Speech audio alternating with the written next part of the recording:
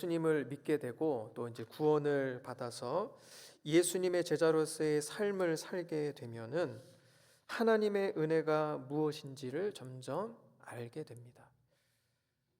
날 향한 하나님의 사랑이 얼마나 크고 놀라운지를 점점 더 깊이 알게 되는 것입니다.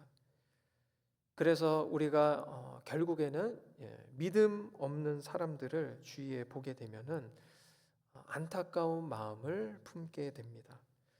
아무리 믿음이 작은 나라고 해도 믿음 없이 세상 속에서 방황하는 그 사람들을 보게 되면은 또 그러한 우리의 가족들 그리고 이웃들까지 또 친구들까지 그렇게 보게 되면은 그들의 구원을 위해서 우리는 기도를 하게 됩니다.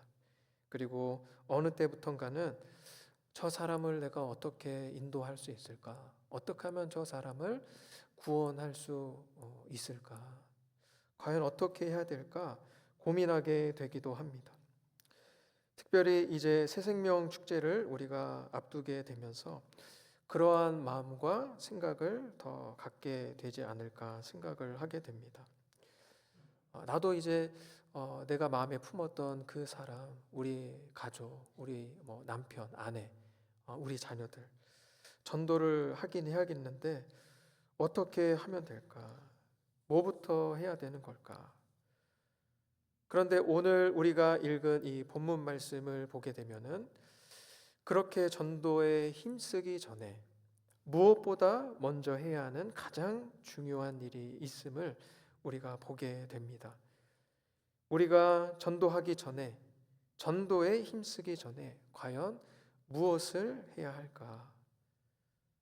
오늘 말씀 14절 보게 되면은 예수님의 제자들뿐만이 아니라 예수를 따르던 여자들, 예수의 어머니와 형제들까지 많은 사람들이 다락방에 모이게 됩니다. 이들이 이때 무엇을 했는지에 대해서 오늘 성경은 이렇게 말씀합니다. 14절 말씀입니다. 여자들과 예수의 어머니 마리아와 예수의 아우들과 더불어 마음을 같이하여 오로지 기도에 힘쓰더라. 예수님의 지상명령을 받고 또 예수님의 승천을 직접 목격했던 이 제자들이 가장 먼저 했던 일은 전도하기 위해서 바로 길거리로 나아가고 광장으로 뛰쳐나가고 그렇게 했던 것이 아니라 예루살렘으로 돌아와서 다락방에 모여서는 간절히 마음을 모아서 기도하는 것이었다라는 것입니다.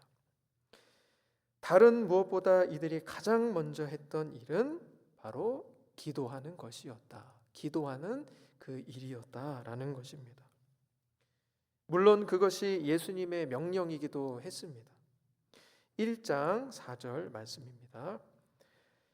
사도와 함께 모이사 그들에게 분부하여 이르시되 예루살렘을 떠나지 말고 내게서 들은 바 아버지께서 약속하신 것을 기다리라. 이제 제자들과 수많은 믿음의 사람들은 주님의 명령을 따라 복음을 전하는 일에 자신의 삶을 드려야 했습니다. 그런데 이들이 그렇게 복음을 전하는 삶을 살아가기 위해서는 그 무엇보다 그 어떤 것보다 하나님의 영, 예수의 영 되시는 성령의 임재와 충만한 그 역사가 필요했던 것입니다. 예수님께서는 1장 8절에서 이렇게 말씀하고 계십니다. 오직 성령이 너희에게 임하시면 너희가 권능을 받고 예루살렘과 온 유대와 사마리아와 땅끝까지 이르러 내 증인이 되리라 하시니라. 제자들이 이제는 복음을 듣고 예루살렘과 유대와 사마리아와 땅끝까지 분명히 가야 합니다. 분명히 그렇게 이제는 가야 합니다. 그런데 그렇게 해야 되지만 지금 이 제자들에게 무엇보다 먼저 필요한 것은 함께 모여서 성령을 기다리며 기도하는 것이었습니다.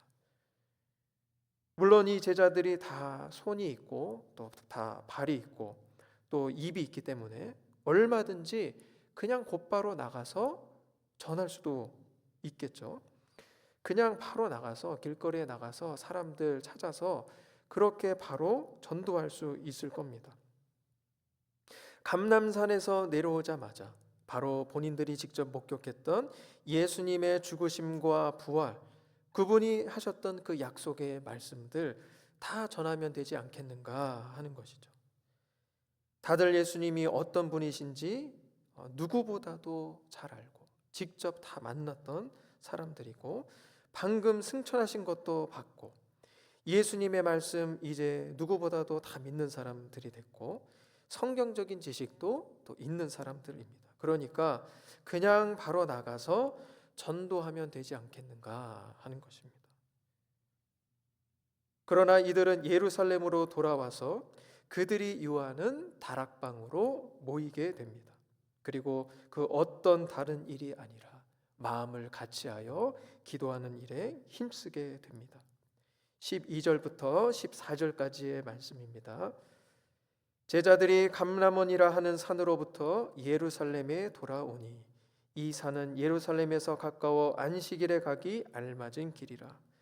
들어가 그들이 유하는 다락방으로 올라가니 베드로, 요한, 야고보, 안드레와 빌립, 도마와 바돌로메, 마테와 및 알페오의 아들 야고보, 셀로신 시몬, 야고보의 아들 유다가 다 거기 있어 여자들과 예수의 어머니 마리아와 예수의 아우들과 더불어 마음을 같이하여 오로지 기도에 힘쓰더라.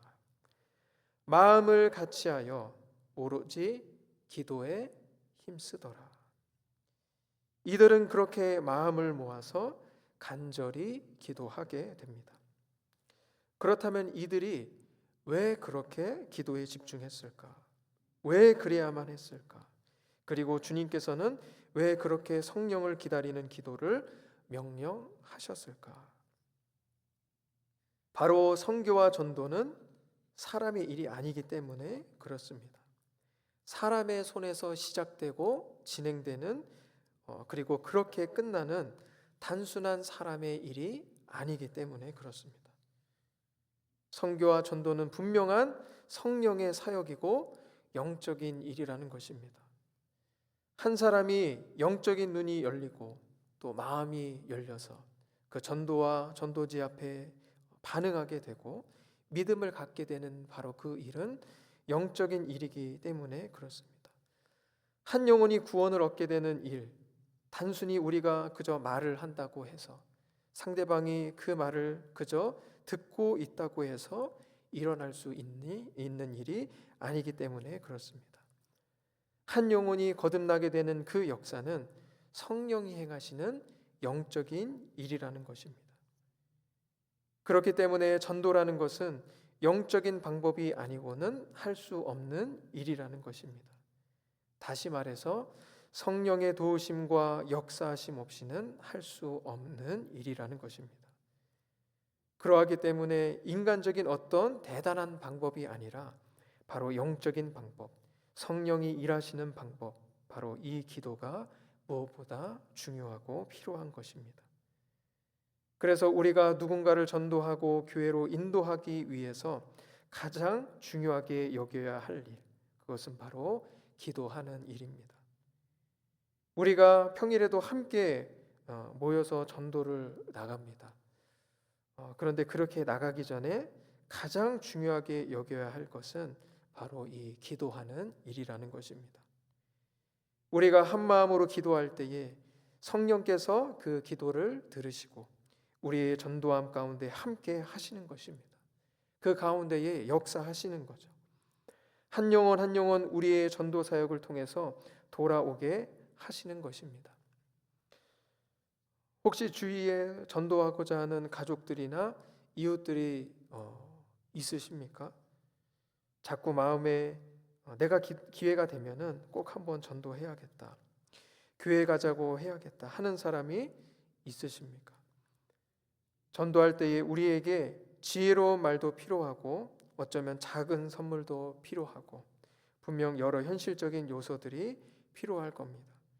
그러나 무엇보다 먼저 간절히 기도하실 수 있기를 바랍니다. 내가 전도할 때에 상대방이 나의 전도함을 받게 될 때에 하나님의 영, 예수의 영이신 성령께서 함께 하시고 그 마음을 열어주실 수 있도록 기도하실 수 있기를 바랍니다. 정말로 그 영혼을 긍휼히 여기시사 나의 전도를 통해서 그 마음에 복음의 씨앗이 뿌리워지고 싹을 틔우고 결국 언젠가 열매 맺어서 구원을 얻게 되는 그 일을 성령 하나님 시작하여 주옵소서, 행하여 주옵소서. 주님께 간절히 기도하실 수 있기를 바랍니다. 우리의 그 간절한 기도를 통해서 그 영혼이 결국 언젠가 믿음의 눈을 뜨게 될 줄 믿습니다. 그 마음에 하나님을 향한 그 마음이 일어나게 되고 끝내는 우리의 전도함 가운데에 성령께서 역사하시고 그 영혼이 구원을 얻게 되어지는 그 영적인 일을 이루실 줄 믿습니다. 그래서 오늘 그 믿음을 가지고 우리가 또 한 번 간절히 기도할 수 있기를 원합니다. 그리고 주님이 마음에 품게 하신 그 사람들을 향해서, 나의 사랑하는 가족을 향해서, 나의 동료들을 향해서 그렇게 한 걸음씩 나아가실 수 있기를 바랍니다. 주님께서 우리의 기도를 들으시고 오늘도 성령으로 우리를 도우실 것입니다. 우리의 전도 가운데에 주님께서 역사하여 주실 것입니다. 우리의 전도함을 통해서 한 영혼 한 영혼이 그렇게 돌아오게 하실 것입니다. 오늘도 우리가 그 믿음을 가지고 간절히 기도함으로 또 한 걸음씩 한 걸음씩 전도함으로 하나님 나라의 확정을 위하여 귀하게 쓰임 받는 우리 모두가 될 수 있기를 간절히 소망합니다.